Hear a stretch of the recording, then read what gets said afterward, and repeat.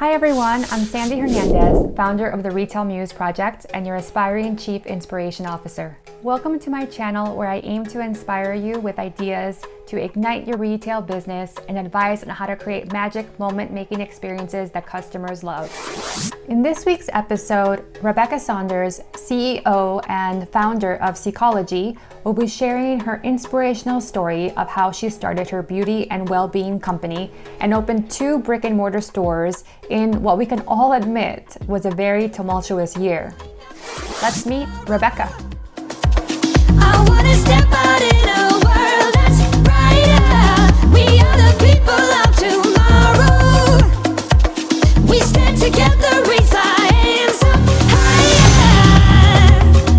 Seekology is all about independent brands. I'd worked in retail for a long time and I'd always been really passionate about helping small businesses. And I felt that particularly in beauty and well-being, there was a really missed opportunity in that it's very difficult for independent brands to work with some of the big retailers, particularly department stores. And at the same time, there's a lot of innovation within beauty and well-being, particularly in certain niches, whether that's around vegan beauty or organic or sustainable. So it was really something that came about through those sort of ideas, coupled with my experience in both on and offline retail. It was something that I wanted to pull together.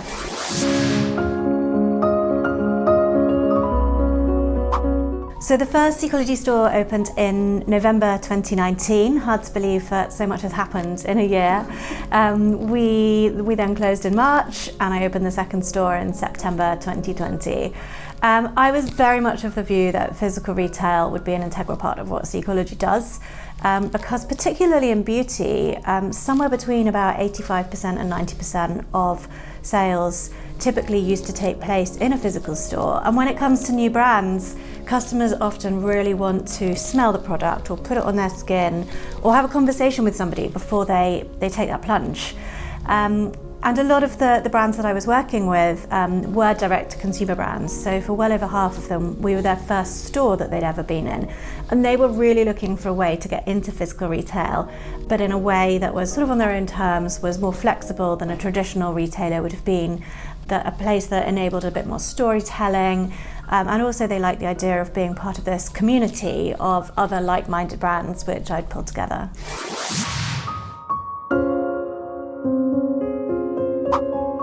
So this second retail space is within a lovely luxury eco wellbeing centre called Bhuti, where you can do everything from yoga to having lovely food in their vegan cafe.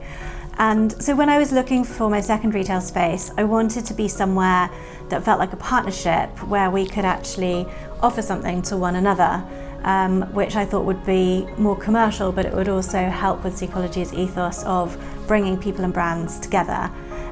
It's in Richmond, so it's very close to the original store where I knew we had a lot of customers that had been asking when we were going to reopen. And I had been really closely monitoring the situation through the year. Obviously, non-essential retail was allowed to open back up in June, but that felt a bit too soon for me to take that financial gamble. But I felt that in the run-up to Christmas, it would be right to try something again. And it coincided really nicely with Bhuti's opening. So yes, we've been open for 2 months. Obviously, I always knew there would be a risk that we might have to close again at some point, but it's been a really exciting couple of months being back in physical retail and sharing these fantastic brands with our customers.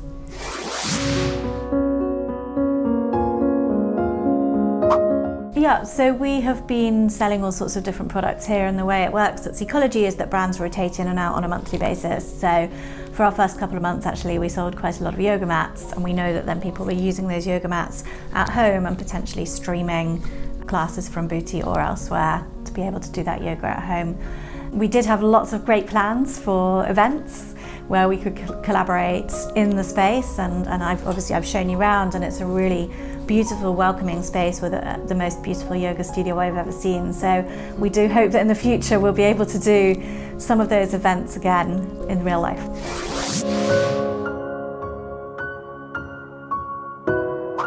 Richmond is a very beautiful area. It's on the outskirts of London, so a lot of people move here from central London when they are looking for a little bit more space. It is a relatively affluent suburb, so there are great houses, great schools.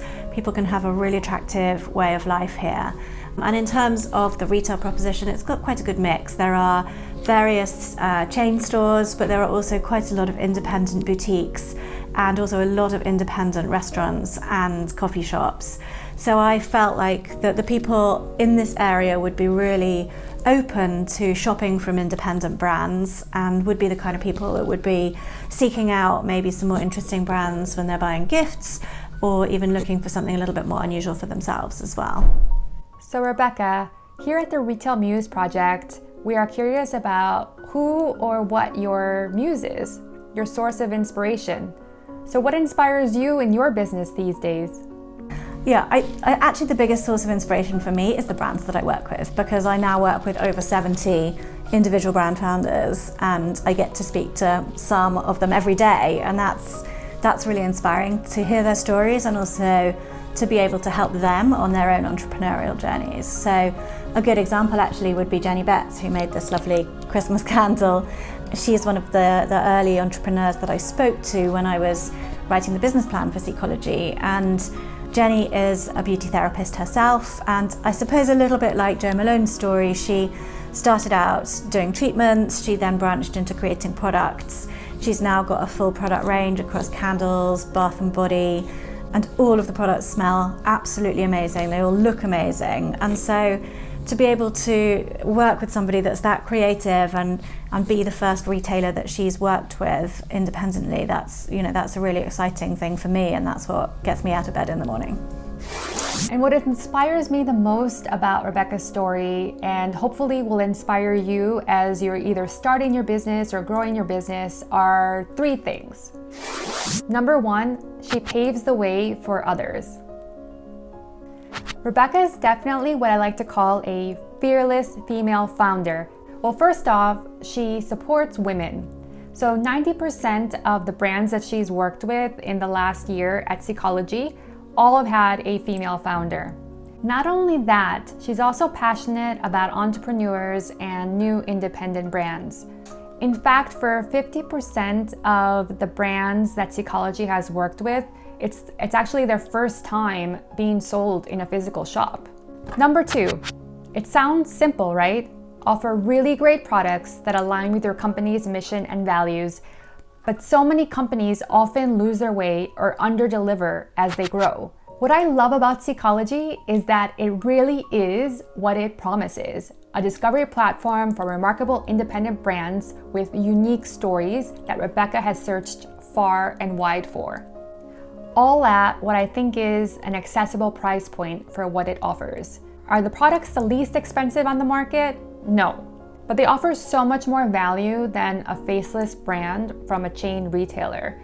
You know you're getting products with unique stories or brands that have invested in being clean, organic, vegan, or sustainable.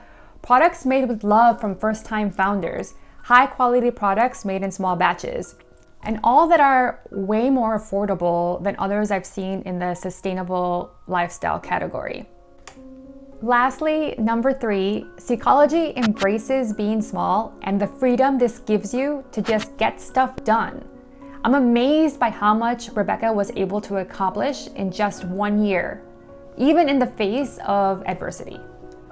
From quickly setting up new collaborations like with Wellbeing Members Club Bhuti, which Rebecca will talk about in this video, to setting up new services like click and collect and local delivery during lockdown, Rebecca has been able to adapt and respond quickly no matter what curveball was thrown at her this year. Money work.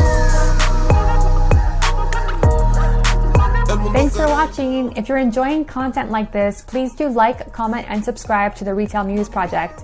For the rest of my interview with Rebecca, where she talks about why it's important to shop small, shares her advice on navigating the pandemic, and lets us in on what products customers are loving right now, click the links here or in the description below. See you in the next video.